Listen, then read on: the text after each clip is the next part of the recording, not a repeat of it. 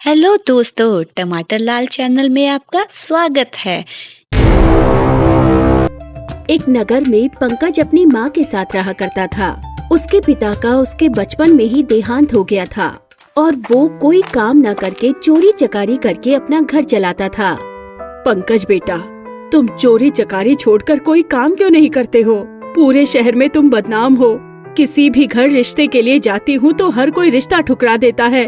आखिर ऐसा कब तक चलेगा? माँ, चोरी की जगह अगर मैंने मेहनत से कमाना शुरू किया तो इतने पैसे घर नहीं ला पाऊंगा जितने अब लेकर आ रहा हूँ। मेरे बच्चे, कम पैसों में इज्जत की आधी रोटी भी खा लेंगे तो भी ठीक होगा, लेकिन लोगों के ताने मुझसे अब नहीं सुने जा रहे।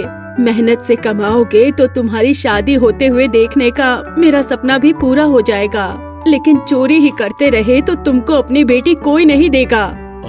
ठीक है माँ, मैं आज से ही चोरी करना छोड़ रहा हूँ और अब मैं मेहनत से ही पैसे कमाऊंगा। ये सुनकर पंकज की माँ ने खुश होते हुए उसको अपने गले से लगा लिया। अब पंकज ने कुम्हारी का काम शुरू किया और मिट्टी के बर्तन बनाकर पैसे कमाने लगा। कुछ महीने ऐसे ही गुजर गए और एक दिन उसकी माँ की तबीयत बिगड़ गई।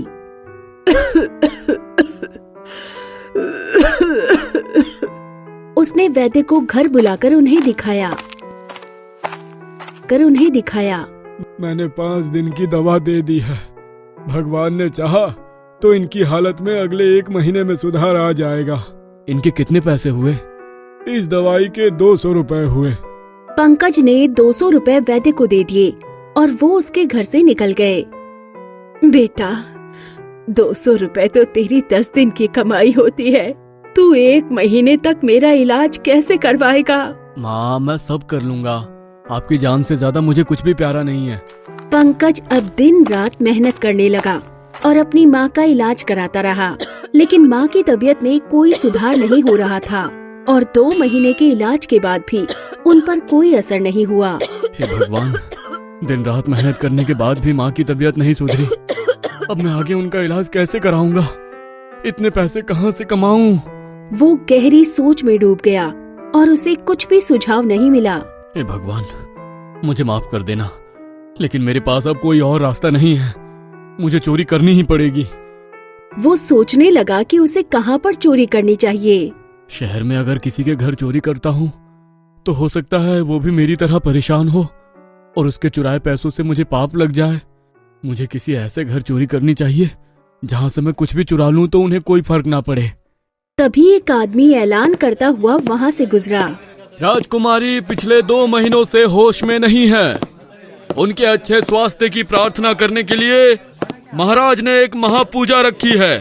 सभी नगरवासी उसमें शामिल होकर राजकुमारी के लिए दुआ जरूर करें।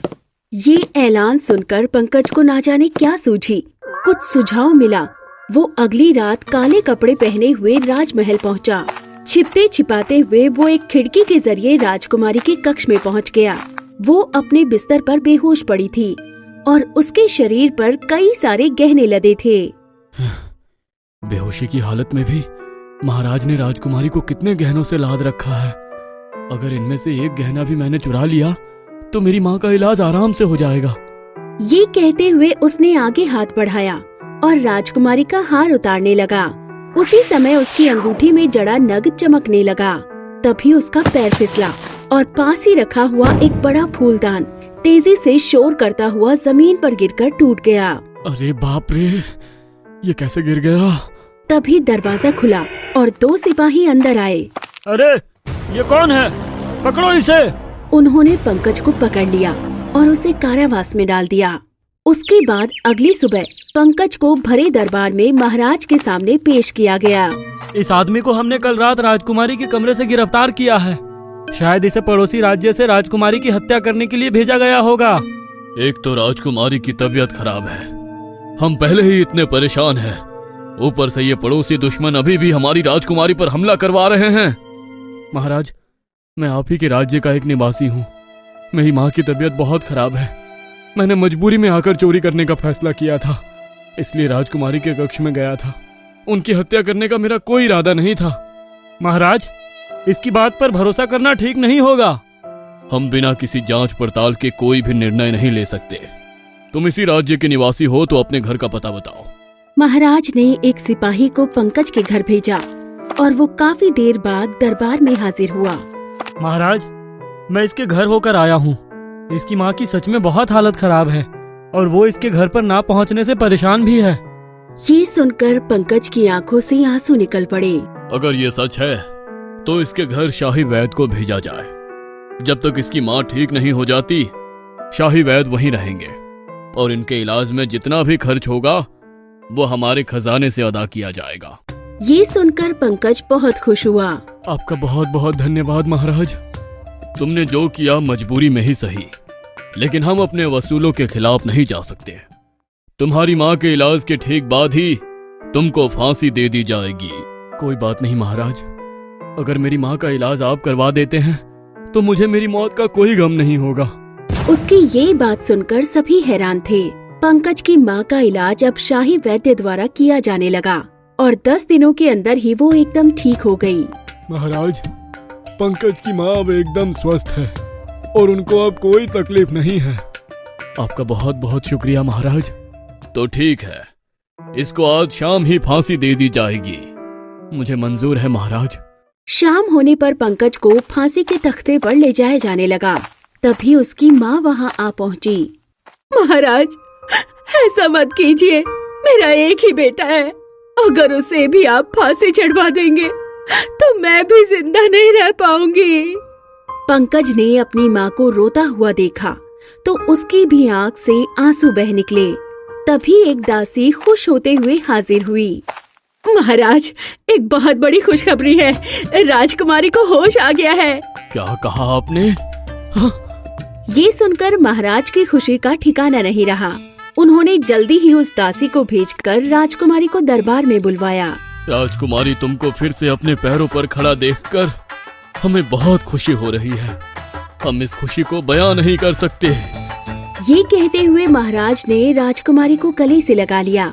उसके बाद वो वैद्य की ओर गुस्से से देखने लगे। वैद्य जी, आपने तो कहा था कि राजकुमारी अब ठीक नहीं हो सकती। उनको सिर्फ किसी करामाती पत्थर के स्पर्श से ही ठीक किया जा सकता है, लेकिन ये तो हमारे सामने सही सलामत खड़ी हैं। महाराज, मैंने कहा था कि जब भी वो करामाती पत्थर राजकुमारी को स्पर्श करेगा, उसके 10 रातों के बाद राजकुमारी ठीक हो जाएंगी। हमने कोई झूठ नहीं बोला था। लेकिन इस 10 रात पहले तो कोई भी राजकुमारी के पास किसी तरह का कोई पत्थर लेकर नहीं गया था। नहीं महाराज, मेरी विद्या गलत नहीं हो सकती। तभी राजा का मंत्री कुछ सोचकर बोला। महाराज, 10 रातों पहले यह पंकज राजकुमारी के कक्ष में पकड़ा गया था। इस पर सभी ने पंकज की तरफ देखा। वैद्य ने उसके हाथ की अंगूठी पर गौर करते हुए पूछा, ये अंगूठी जिसमें ये कीमती पत्थर लगा है, ये तुम्हें कहाँ से मिली थी? एक बार मैं खजाने के लालच में एक गुफा के अंदर गया था। वहां मुझे कोई खजाना तो नहीं मिला था, बस ये पत्थर मिला था। मैंने सोचा था ये कोई मामूली पत्थर है, इसीलिए इसकी अंगूठी बनवाकर पहन ली थी। महाराज, पंकज की अंगूठी में जड़ा ये वही पत्थर है जिसकी वजह से आज राजकुमारी आपके सामने सही सलामत खड़ी है। ये सुनकर सभी को बहुत आश्चर्य हुआ। जब हर जगह खोजने पर भी हमें ये पत्थर नहीं मिला था, तो हमने ये ऐलान करवा दिया था कि जो भी नौजवान राजकुमारी के लिए ये पत्थर लेकर आएगा, तो राजकुमारी के ठीक हो जाने के बाद हम उसका विवाह राजकुमारी से करवा देंगे। ये सुनकर पंकज को अपने कानों पर भरोसा नहीं हुआ। पंकज ने भले ही चोरी के इरादे से राजकुमारी के कक्ष में कदम रखा था, लेकिन ऐलान के मुताबिक उसी ने राजकुमारी को ठीक किया है, तो वास्तव में वही राजकुमारी का पति बन सकता है। महाराज ने पंकज को बंधन मुक्त किया और उसका विवाह राजकुमारी से करवा दिया गया। पंकज की माँ का अपने बेटे की शादी देखने का सपना भी पूरा हो गया। अब पंकज राजकुमारी के साथ एक बड़े कक्ष में प्यार से रहने लगा और उसकी माँ को भी राजमहल में ही अलग से कमरा दे दिया गया।